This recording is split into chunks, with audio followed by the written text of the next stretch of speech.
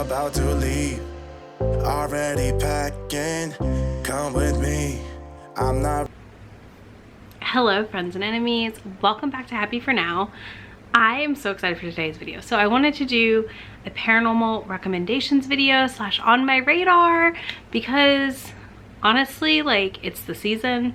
It's always the season in my heart for spooks, but we are really in it right now, and I really am like craving those like dark paranormal or light and fluffy paranormal recommendations.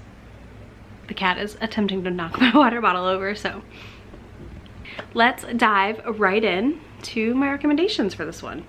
All right, so first up, let's talk about a recent fave that I'm really excited to continue the series of, Janine by Chenika C. Higgins. This is about a pack of werewolves in West Texas, and we follow Janine as she runs away from her pack in Houston, who is maybe up to some nefarious things.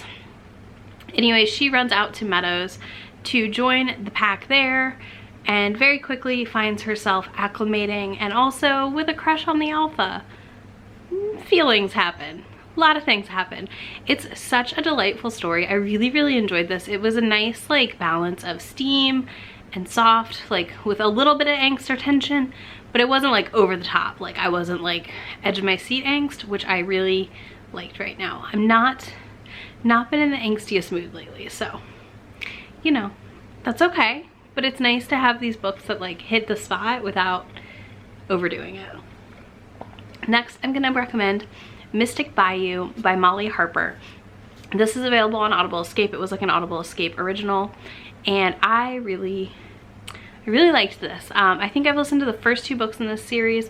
They're all following different sort of paranormal shifter and creatures, no people.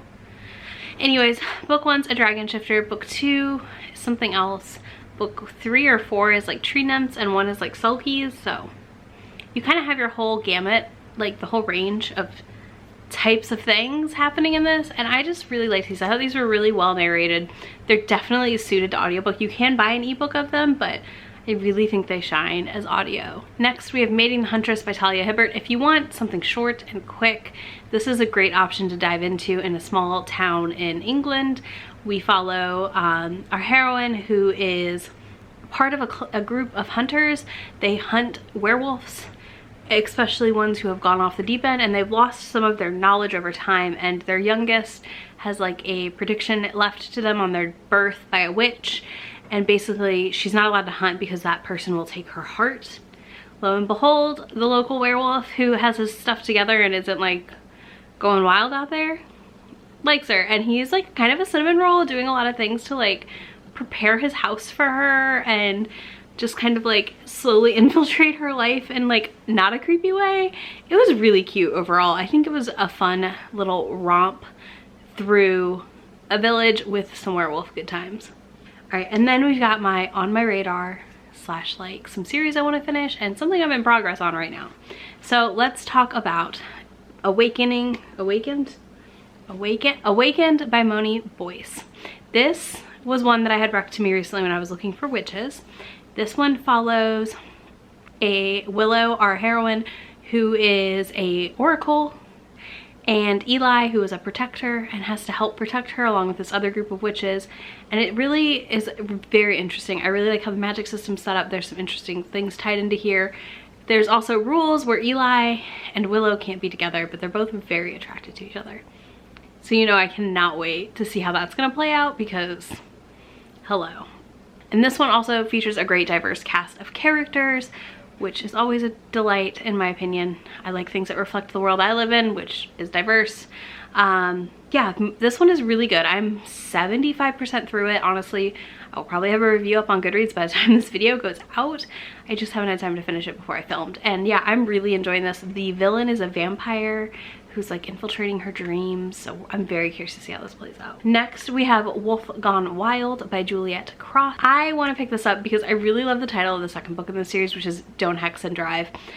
I know nothing about this beyond it following, I think, a family of witches or a group of friends that are all witches. So I love witches. I want more witches in my paranormal romance. So of course this immediately went on my TBR. I also have Binding Shadows by Jasmine Silvera on my list, which follows Barbara who hunts down lost books. And then she, I guess, crosses paths with some necromancers.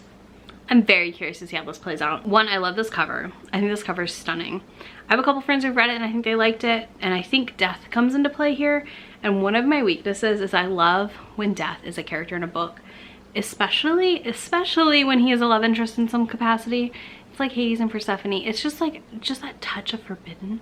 And I love it so much. So yeah, that's like kind of on my radar. I do have a couple of paranormal series I'm in progress on that I'm hoping to finish up in the next year.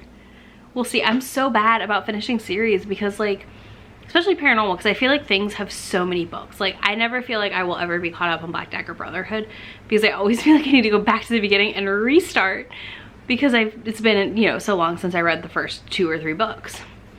Anyways, those books, those series happen to be things like Kaliana Price's Alex Witchcraft, oh god.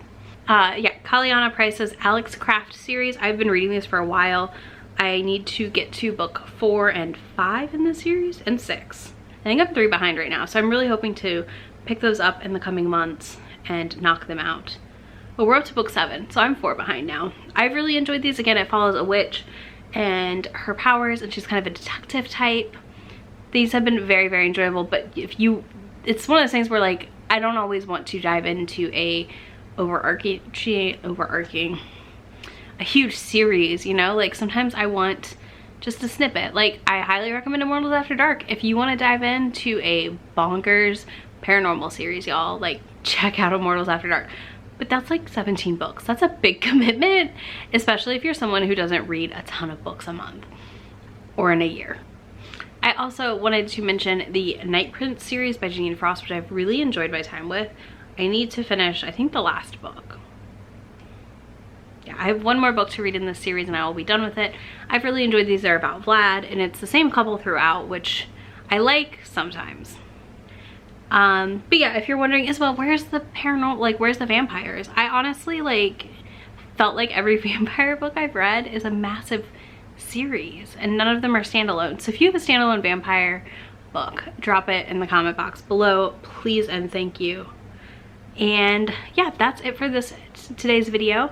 Let me know if you've got any paranormal recs for me and if you're gonna pick any of these up, or drop a vampire emoji in the comments. If you want to find me elsewhere, there are links in my description box to all of my social medias so we can be friends on Goodreads, Instagram, or Twitter. You can also join the Romance Booktube Discord, where me and a bunch of other romance booktubers and readers chat on the regular about things in romance world. What else? Yeah, I think that's it. So be sure to subscribe. Give this video a thumbs up if you enjoyed it, and I will talk to you soon. Bye. Really asking, we'll get away to a place where we don't know.